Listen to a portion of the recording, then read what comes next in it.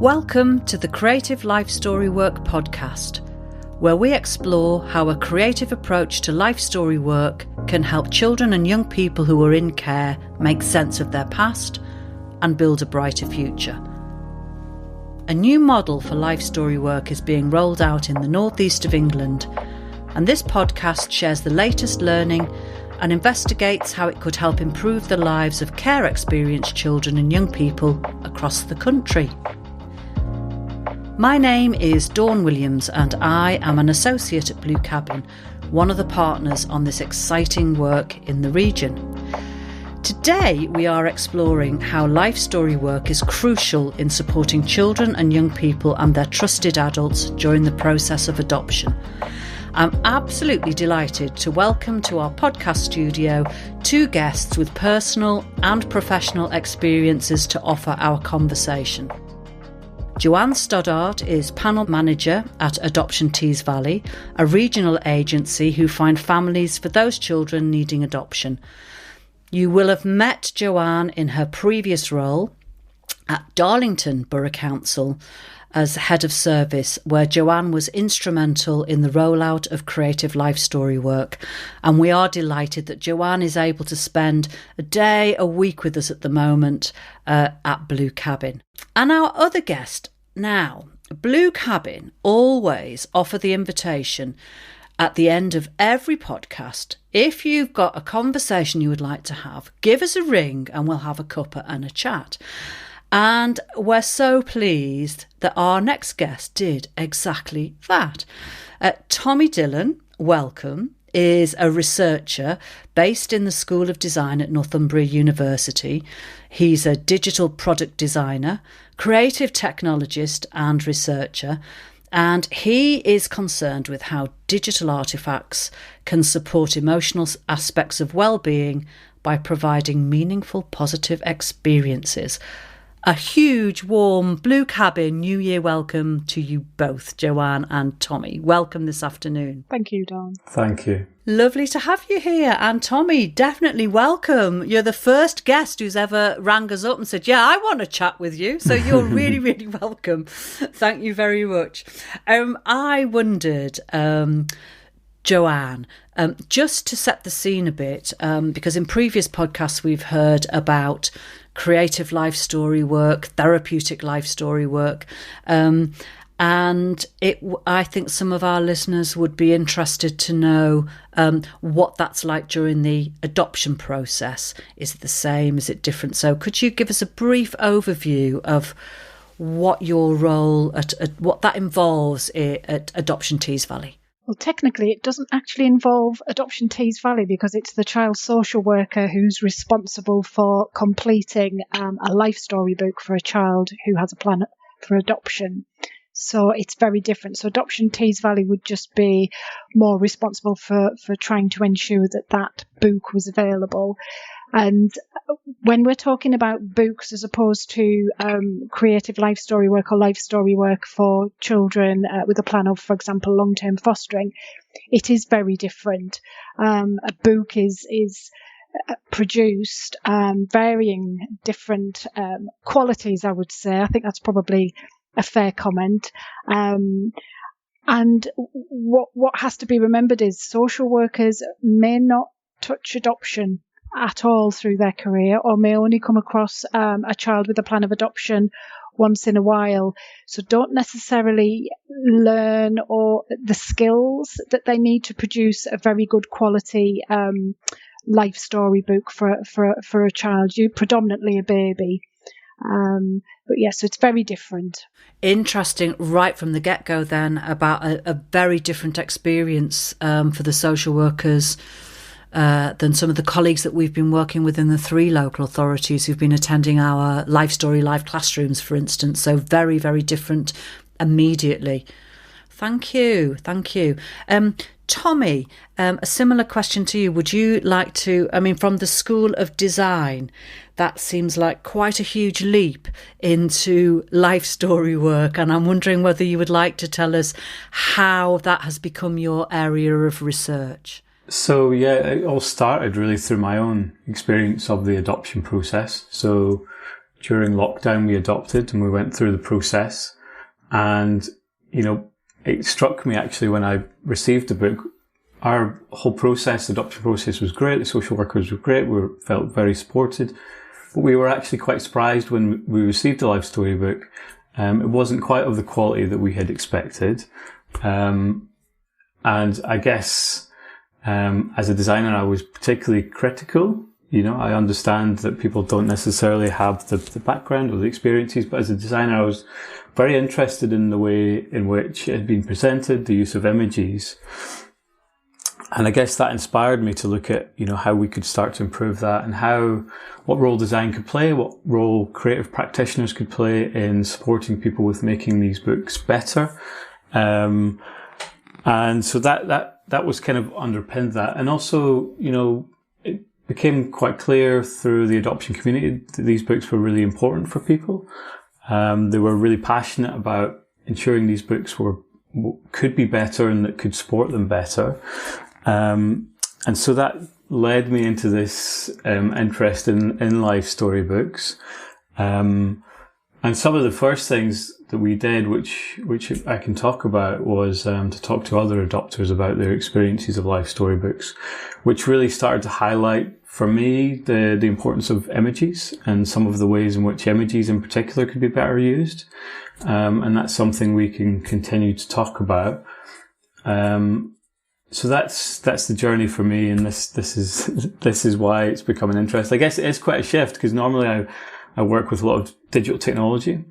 So the second part of my interest in improving books is also in thinking about, are there digital tools? Are there things that we can design that can better support the people making the books? Because we 100% understand all the challenges involved, and it's very difficult to,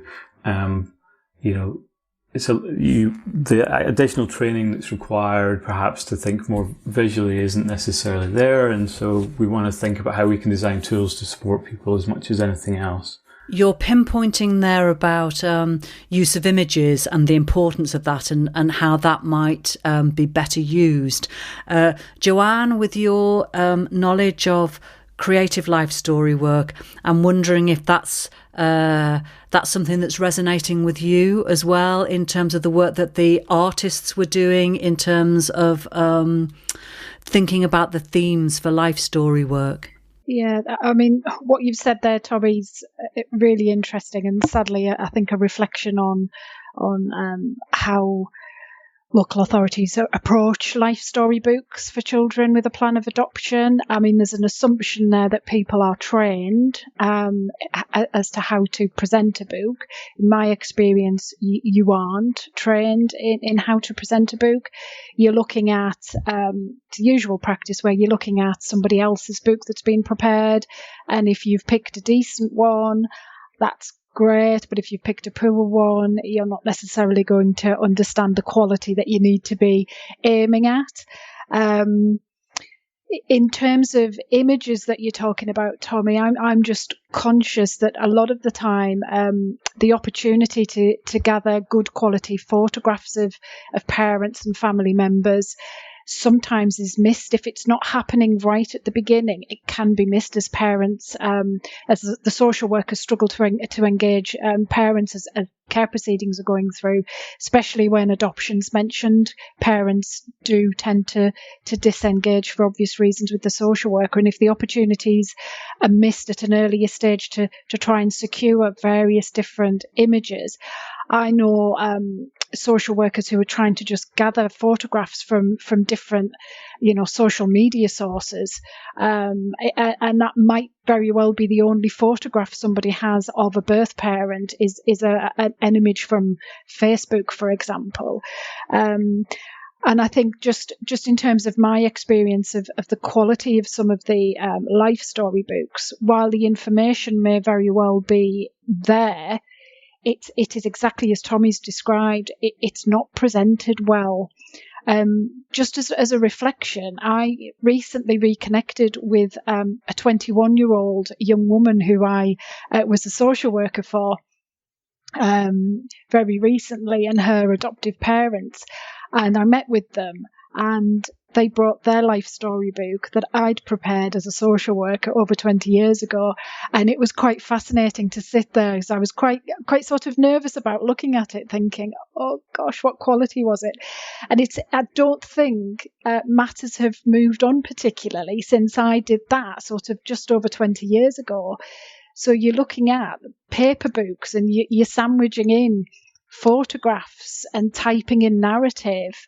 And I think the way, just coming back to creative life story work, the way that we tipped life story work on its head with the creative elements, I think adoption life story books are crying out to be, one, professionalized, but two, just more creatively presented, but with social workers being supported and being provided with the opportunity to learn and develop and just use the creativity that they will have. They just don't necessarily have the time to do it properly or creatively.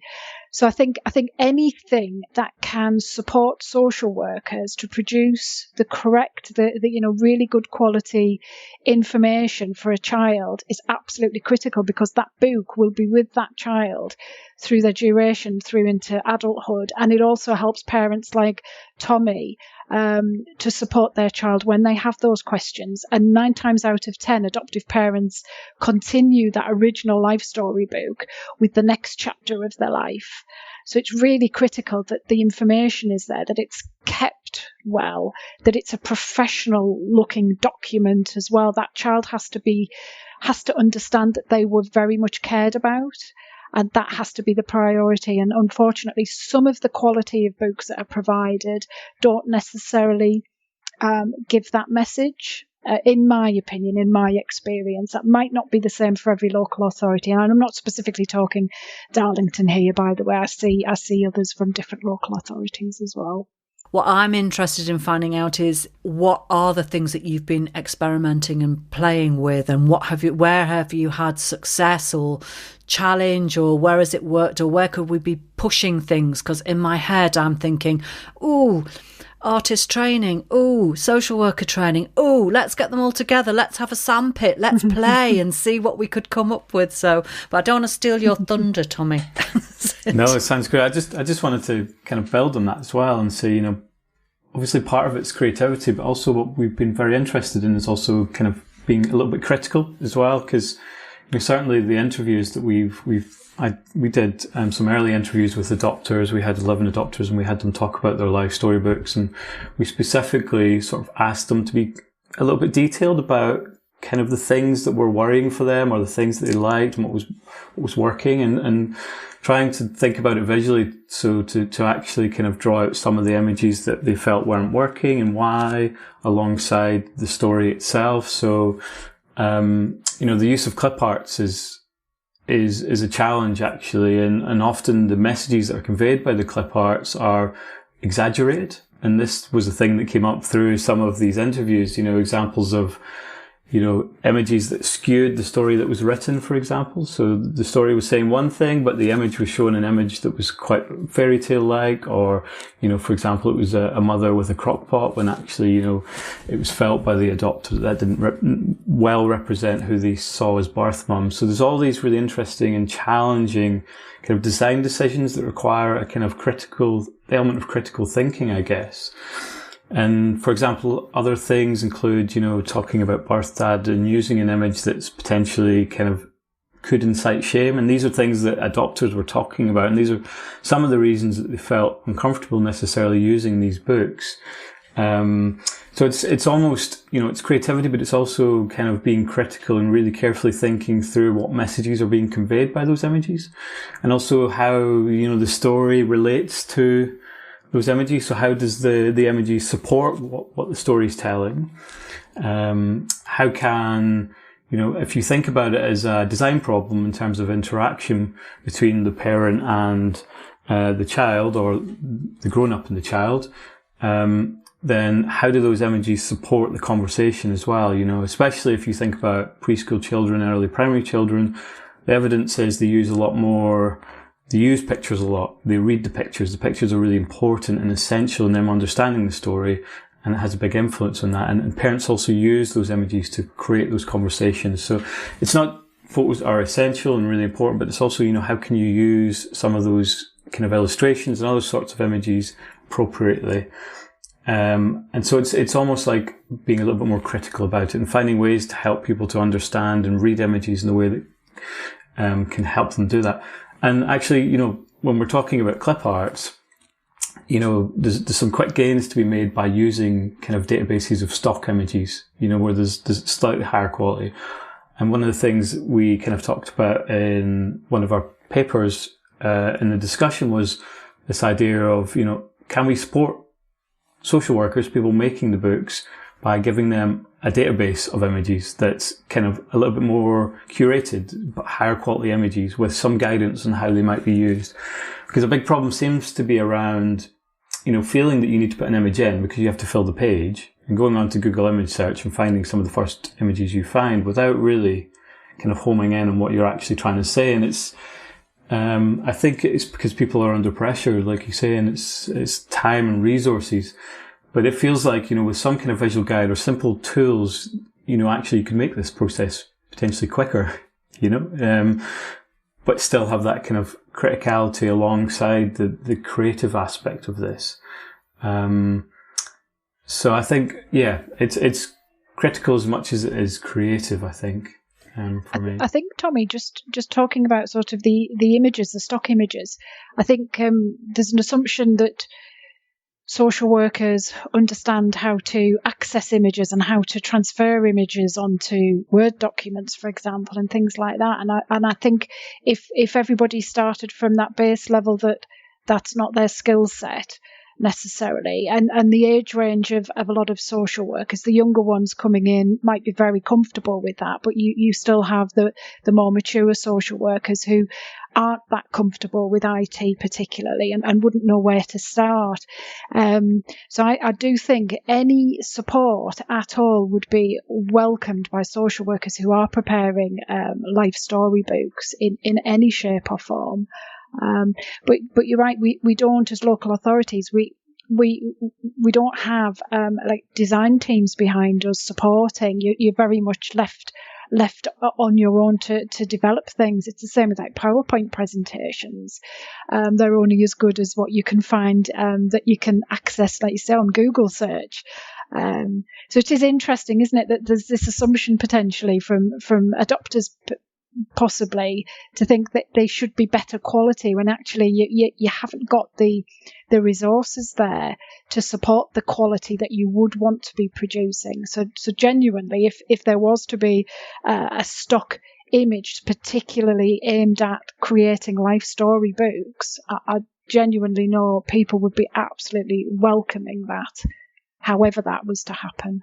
Do you think having those stock images is enough, or is it also about the narrative arc and how you're using those images in order to tell the story? I'm just thinking about the blocks that you put in. What order do you do that? Because again, I mean, are those sorts of skills taught to social workers in their training? So not just because the two have to go together, don't they, to tell the whole story? I mean, in terms of the desk research that I've done, and as you know, Dawn, that was across all the local authorities. I don't know if you're aware, Tommy, but it was all local authorities across England, so 152 local authorities. Researched all of the Ofsted reports, and we did a freedom of information request as well. Got a lot of rich information there. And a lot of the guidance that we received as part of the FOI responses, we got about 75 responses out of 152. A lot of them are just saying what needs to be in a life story book. It's not sort of necessarily supporting you how to write it. It's just what you need to include. And I think that the whole area of adoption life story books is ripe for development. It does need to improve, in my view. It does need to improve because it is one of the most valuable documents that a child and adoptive parents are ever going to receive, because it is supposed to be that tool to support that child to understand and how did they end up here, what happened, and build on that. It's supposed to be that stepping stone. The flip side to that as well is you should have a later in life letter for the adopted child. And again, that's something that's not necessarily taught to social workers. Again, that's something that you would be looking at other people's who've prepared them. And again, it goes back to that, it's only as good as the one that you're looking at. So hopefully people are sharing good practice ones. But again, however, this conversation is about life storybooks, but the later life letter is also a factor in a life storybook as well. It should come part and parcel. So I think that conversation needs to extend to later life letters as well for that child as a young adult to be able to understand in more age appropriate language. Did you know that this show is available to listen to on Apple Podcasts, Google Podcasts, Spotify, Audible, and many other platforms? Search Creative Life Story Work wherever you get your podcasts. Tommy, after you've had your conversations with other adoptive parents as part of your research process, what are the next steps that what is that complete now? Have you finished that piece of work, or are there other questions that you would like to do a bit more of a deep dive into, or a bit more work? She says, using the technical terms like I know what they mean. Yeah. I mean, there's so many questions, and there's so much depth to this. Actually, I just gradually found life storybooks more and more fascinating because they're such a challenge. When you speak to the adopters, there's all kinds of principles and philosophies associated with how they want the book to be, around truth and fact, and all these different elements you have to consider that are reflected in the use of images. Again, coming back to the clip art, it's like some of this is quick gains. It's like, don't use an image of a judge that's a clip art with his big hammer and he's looking a little bit angry. Try and use a photograph of a real judge or the real judge. This was important for adopters because it kind of relates to fact and truth. So there's all these really interesting kind of, from a design research perspective, all these interesting principles that have to be considered in terms of how you're creating this book. In terms of the research process, there's so much depth in the interviews that we did that we're kind of pulling out different chunks of it. So initially we looked at photographs because people talked a lot about photographs. In terms of templates, like you talked a little bit about templates and existing resources, and what I've found is that often there's no images in them. Even for example, Joy Reese, the very light outlines of where there might be an image. But actually there's a lot of detail and consideration in those images that would help people understand how you might use them better. So there's a little bit of visual argumentation there where if we can show people more how you do it better, then does that help them, kind of implement what they can from that? Like what you talked about, rather than using sort of the same sort of template over and over again.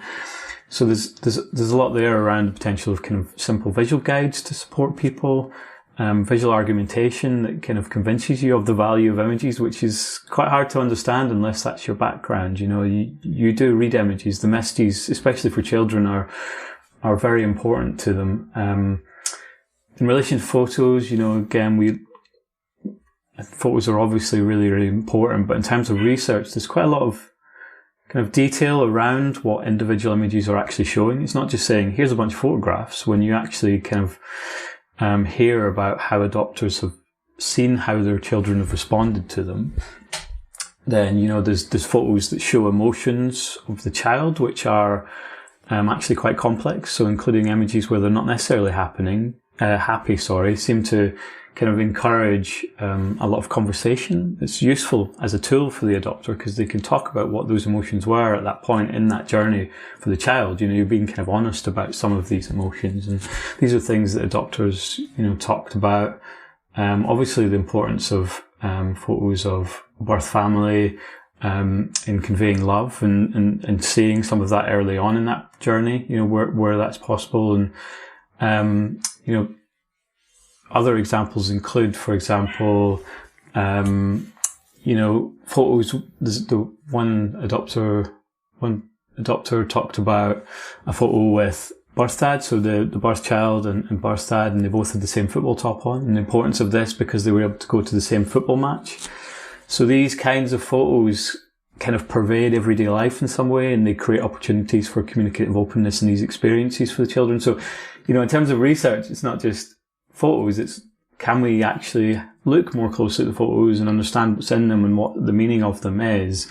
And obviously there's all these challenges around, actually having the right kinds of photographs isn't always possible. But where there are a lot of photographs, for example, it's kind of being a little bit critical about how you choose them, which ones are most important. So there's so many opportunities for research around, how can we create the best possible life storybooks? Start from there, I guess. And then I like the idea of working back and saying, okay, how can we then support people with some of that? Which aspects are most important?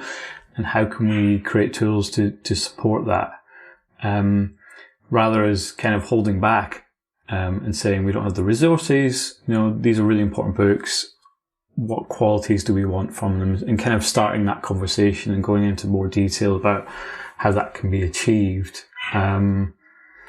So there's so much detail that we're kind of working through it stage by stage. We're actually I'm looking for further funding at the moment to be able to work more closely with social workers, adoptive families, hopefully adult adoptees, to bring people together to have more conversations about how we could make these books better, drawing on everybody else's experience, in order for us to then engage in a kind of design process. So to bring all that together and start to create example books, and then also kind of annotate some examples of things we've created based on what other people have talked about, so we can further that conversation. So it's kind of for us all about generating stuff, designing, making things, images, illustrations, examples, getting feedback from that, and trying to develop that.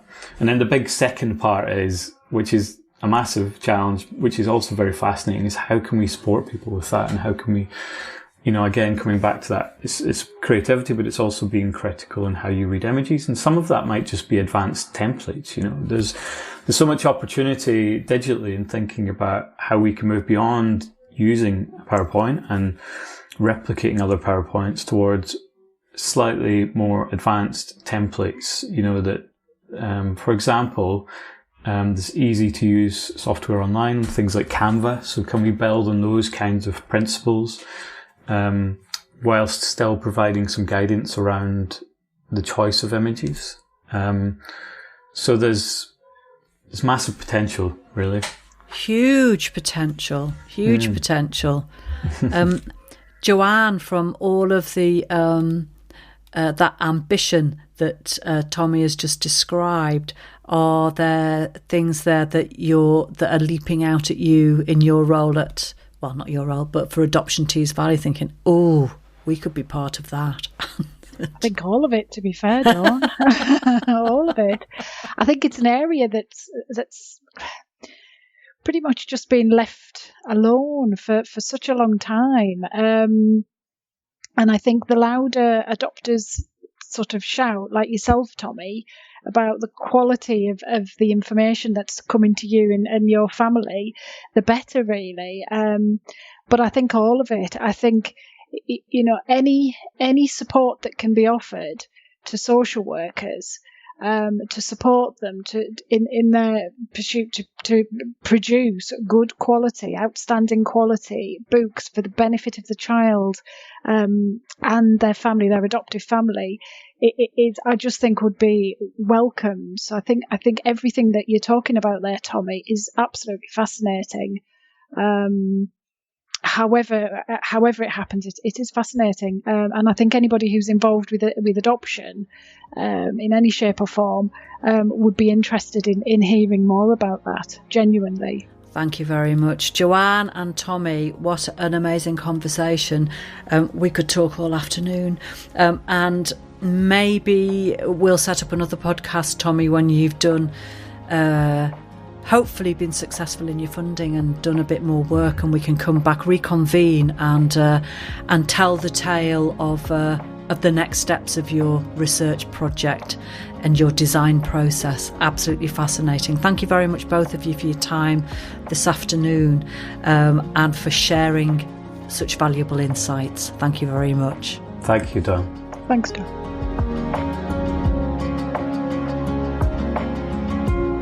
Whether you're a foster carer, someone who has experience of the care system, or you work with children and young people, we hope this episode has given you an insight into how we could make life story work better for young people.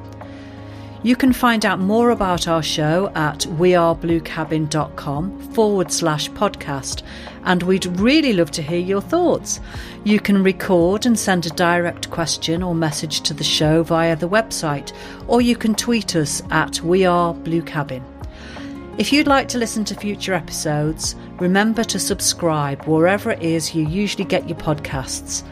And if you are using Apple Podcasts, please do leave us a review, as it really helps others to find our show.